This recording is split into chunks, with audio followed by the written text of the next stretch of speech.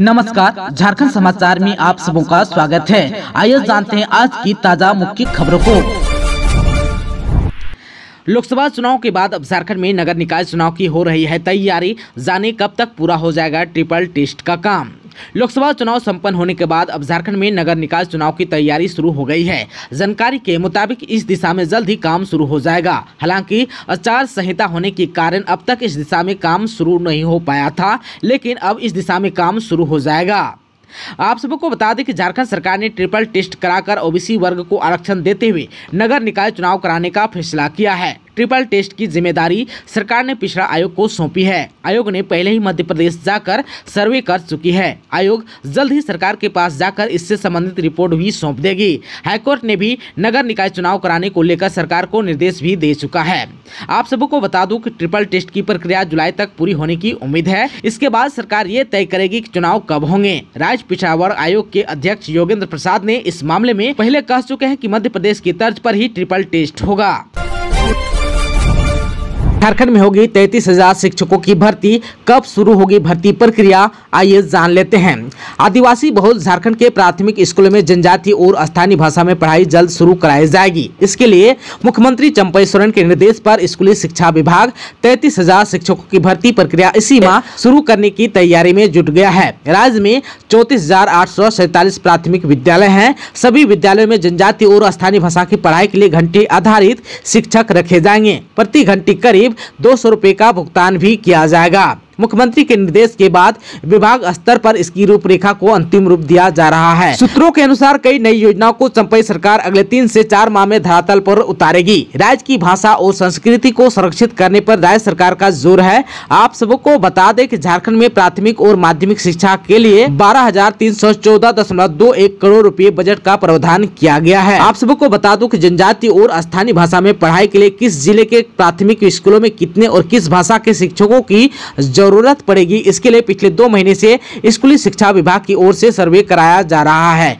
यह सर्वे पूरा होने के बाद छात्रों और उनकी भाषाएं जरूरत के मुताबिक शिक्षकों की भर्ती की जाएगी। सर्वे पूरा होने के बाद जिलों को किस प्राथमिक विद्यालय में कितने शिक्षकों की जरूरत होगी, इसकी जानकारी आकलन के आधार पर मिल सकेगी। विभाग की ओर से कराया जा रहा सर्वे अब अंतिम चरण में पहुंच गया है। सर्वे पूरा होते ही तमाम पहलुओं पर चर्चा करते हुए आगे कदम उठाए जाएंगे।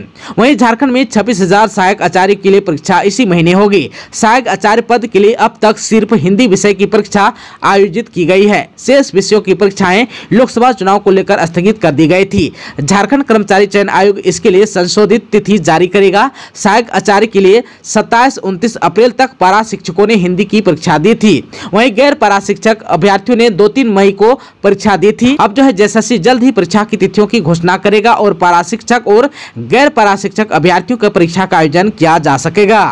वहीं झारखंड में जनजातीय भाषाओं में संथाली, मुंडारी, कुडुख, हो, खड़िया और क्षेत्रीय भाषाओं में बंगला और उड़िया की पाठ्य पुस्तकों का मुद्रण और वितरण किया गया है।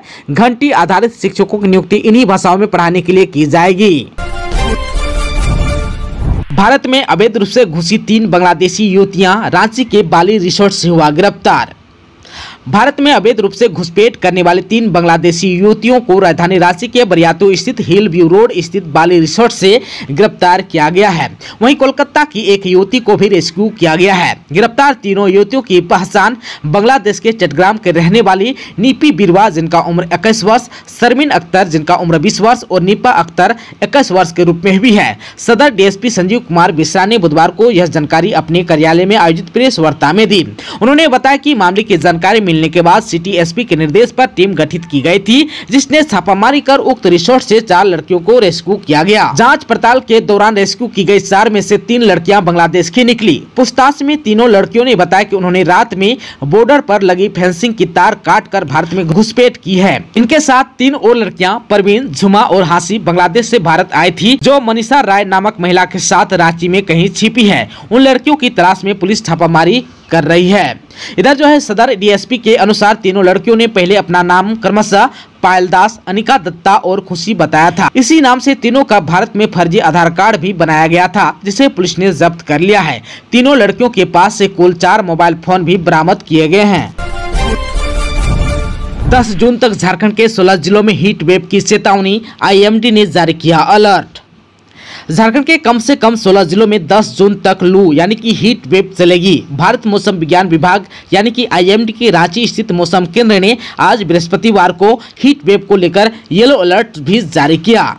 मौसम केंद्र के प्रमुख अभिषेक आनंद ने कहा कि शुक्रवार यानी कि 7 जून से 10 जून के बीच झारखंड के अधिकतर जिलों में लू का प्रकोप देखा जाएगा। झारखंड के उत्तरी पश्चिमी, मध्य दक्षिणी तथा उससे सटे उत्तर पूर्वी भागों में कहीं कहीं हीट वेव की स्थिति देखी जाएगी। हालांकि इस दिन दक्षिण एवं मध्य भागों में कुछ जगहों पर तेज हवाओं के साथ वज्रपात होने की भी संभावना है।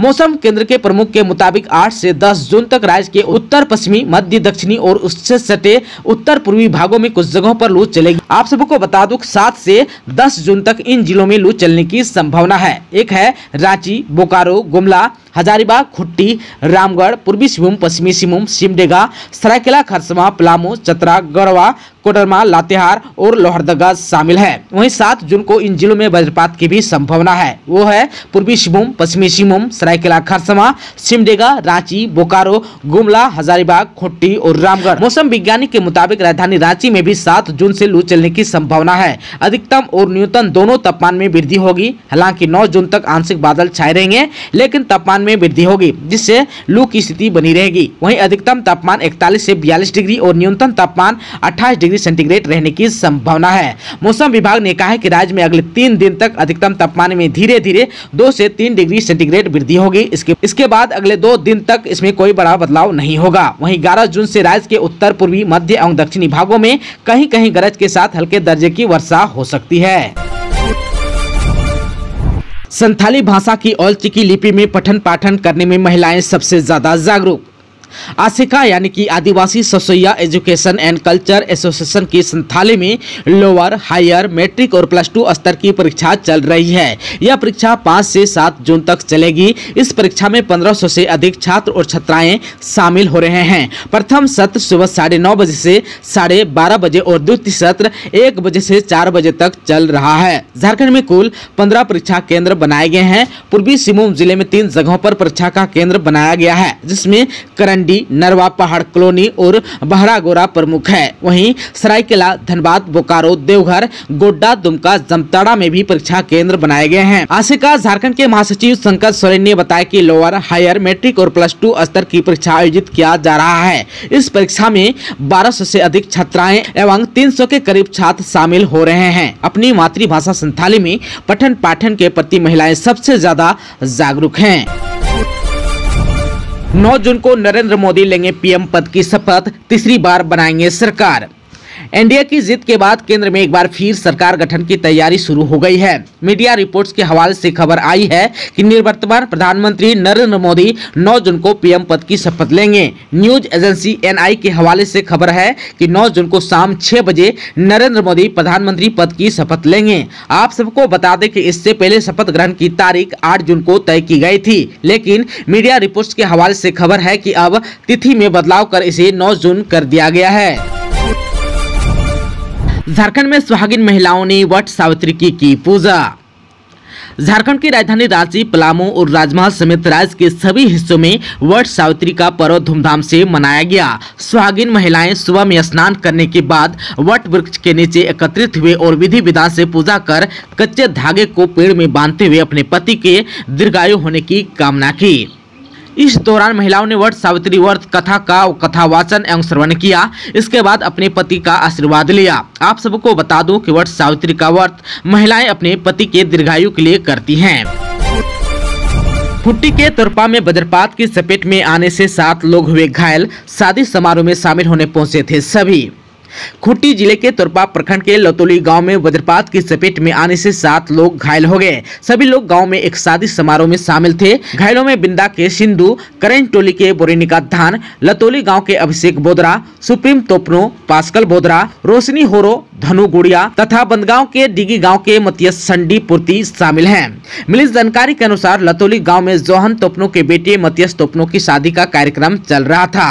रांची से बारात आई थी, चुमावन का कार्यक्रम चल रहा था। इसी बीच वज्रपात हुआ, जिसकी चपेट में आने से वहां उपस्थित लोग घायल हो गए। घायल होने के बाद सभी को गोबर का लेप लगा दिया गया। इसके बाद रेफरल अस्पताल को सूचना दी गई। सूचना मिलते ही अस्पताल से एम्बुलेंस गांव पहुंचा तथा सभी घायलों को अस्पताल लाया गया। उनकी स्थिति खतरे से बाहर बताई जाती है। वहीं सूचना मिलने पर झामुमो के नेता सुदीप गुड़िया रेफरल अस्पताल पहुंचे तथा सभी घायलों से मिलकर उनकी जानकारी ली। उन्होंने चिकित्सक से मिलकर घायलों की स्थिति की जानकारी भी ली। वहीं वज्रपात से घायल हुए लोगों का इलाज करने वाले डॉक्टर सुदीप ने बताया कि वज्रपात की चपेट में आने के बाद गोबर का लेप नहीं लगाएं। अक्सर देखा जाता है कि वज्रपात की चपेट में आने के बाद ग्रामीण घायल को गोबर का लेप लगा देते हैं। ऐसे में बर्निंग एरिया के पास इन्फेक्शन होने का डर रहता है। राजमहल में समधी के घर आए वृद्ध को अनियंत्रित बाइक ने रौंदा, हो गई मौत। संथाल परगना के राजमहल में समधी के घर आए एक व्यक्ति को बाइक ने रौंद दिया। बुजुर्ग को आनन फानन में अस्पताल ले जाया गया, जहां डॉक्टरों ने परीक्षण के बाद मृत घोषित कर दिया। राजमहल थाना क्षेत्र के तीन पहाड़ राजमहल मुख्य पथ पर बृहस्पतिवार को यानी कि 6 जून को यह दुर्घटना हुई। घटना काजीगांव दुर्गा मंदिर के समीप हुई, जब अनियंत्रित बाइक ने 60 साल के बुजुर्ग को ठोकर मार दी। मृतक बरहरवा थाना क्षेत्र के आमगाछी निवासी भृगुनाथ पंडित 60 साल अपने पोता अमरनाथ पंडित के साथ समधी के घर गाँव आए थे। ऑटो से उतरकर रोड पार करने का प्रयास कर रहे थे कि साहिबगंज जिले के राजमहल की दिशा से तीन पहाड़ की ओर जा रहे बाइक ने उन्हें रौंद दिया। इसकी चपेट में आकर वह गंभीर रूप से घायल हो गए। ग्रामीणों ने आनन फानन में ऑटो से उन्हें अनुमंडल अस्पताल राजमहल पहुंचाया। डॉक्टरों ने उनका प्राथमिक उपचार करने का प्रयास किया, लेकिन इसी दौरान उनकी मृत्यु हो गई। वहीं अनुमंडल अस्पताल में चिकित्सक डॉक्टर तरुण कुमार ने उन्हें मृत घोषित कर दिया। दोस्तों, अभी तक आपने चैनल को सब्सक्राइब नहीं किया है तो प्लीज चैनल को सब्सक्राइब कर बेल आइकन को प्रेस कर दीजिएगा, ताकि खबरों का अपडेट आपको मिलता रहेगा। इसके साथ ही आज के खबरों में बस इतना ही। हमें दीजिए इजाजत। नमस्कार।